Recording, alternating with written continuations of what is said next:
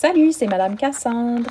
Je suis une enseignante de musique à Bathurst, Nouveau-Brunswick. Et puis, je voulais vous partager aujourd'hui une activité d'éducation musicale dans le volet composition que j'ai préparée pour mes élèves qui ont besoin des mesures de différenciation.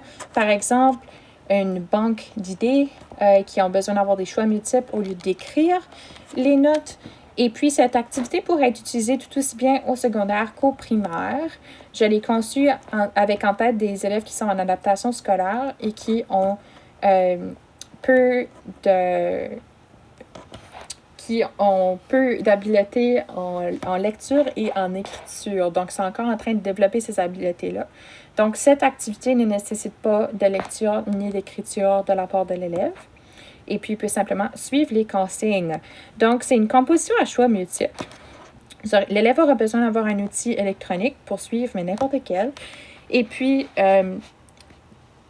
vous allez voir, il y a des petits haut-parleurs qui lisent les consignes. Donc, composition à choix multiples. Vous voyez avec mon curseur, j'ai simplement mis que c'est moi qui l'avais préparé. Et puis, à toutes les fois qu'il y a un petit haut-parleur comme ça, vous pouvez aller cliquer dessus. Et puis, ça va donner...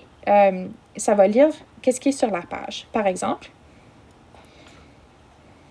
Composition à choix multiples par Cassandre Arsenault, enseignante de musique, 18 mars 2021.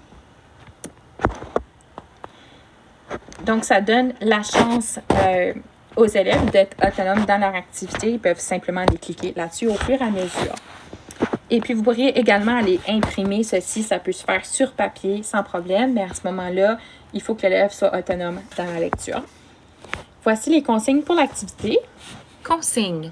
Clique sur les petits haut-parleurs pour entendre chaque option A, B, C. Puis, fais le choix d'une lettre par page ou par numéro. À la fin, tu auras fait 5 choix qui créeront ensemble ta composition musicale. Okay, donc, l'élève va aller faire un choix par page et puis ça va faire un total de 5 choix et ça donne énormément de possibilités de composition. Vous voyez, il y a une page pour chaque numéro et puis vous pouvez scripter ses réponses ou l'élève peut simplement choisir au fur et à mesure puis aller écouter sa composition. Donc, il va aller cliquer sur les petits haut-parleurs et puis une fois qu'il a sélectionné, il peut faire le choix de la piste sonore qu'il préfère parmi les 3. Donc, ça donne la chance aux élèves qui ne sont pas encore habiles avec le solfège dicté ou qui connaissent peu leurs notes de quand même aller faire des choix plus avancés en composition. Fait que vous voyez ici, les petits haut-parleurs, il y a 3 options. Fait que si tu cliques sur le premier, tu entends les notes. Ensuite, tu peux aller cliquer sur B pour comparer. Fait que moi, j'ai juste enregistré le piano directement sur l'appli. Fait qu'à partir de ça, il y a seulement 3 options. Fait que l'élève peut choisir dans les 3. Fait que c'est bon pour les élèves qui n'ont pas une mémoire de travail qui est excessivement performante. Donc, 3 choix, ça limite bien pour les élèves qui ont des troubles de mémoire également. Fait que l'élève fait simplement ses choix pour chacune des pages. Et puis, il va être capable d'aller écouter sa composition au complet par la suite en simplement retournant au début, puis en sélectionnant ses choix. Donc, s'il a choisi premièrement un A, puis après, il avait choisi 2 B,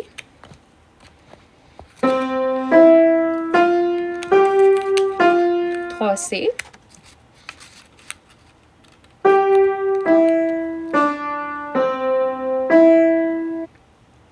4A,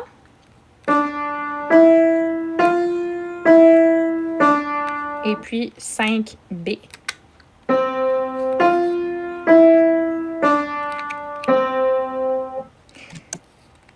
Donc, ça lui donne sa composition. Il peut soit l'enregistrer en faisant jouer comme ça, puis en faisant une capture vidéo d'écran, comme je viens de faire sur le iPad, pour enregistrer sa composition.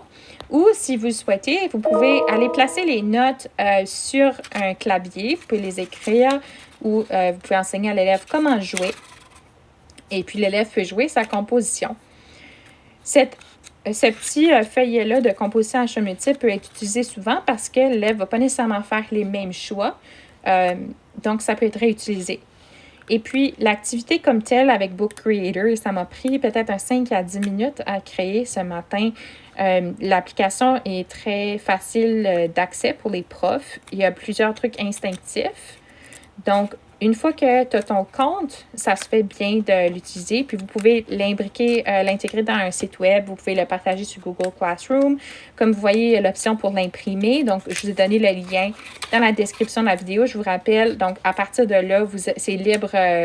Vous pouvez l'imprimer. Je n'ai pas placé des droits d'auteur ou des contraintes pour l'impression.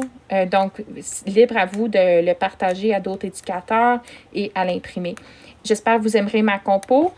Passez une super belle journée. Merci pour votre écoute. N'hésitez pas à partager, puis à vous inscrire à ma chaîne YouTube. Donc, passez une super belle journée. Salut!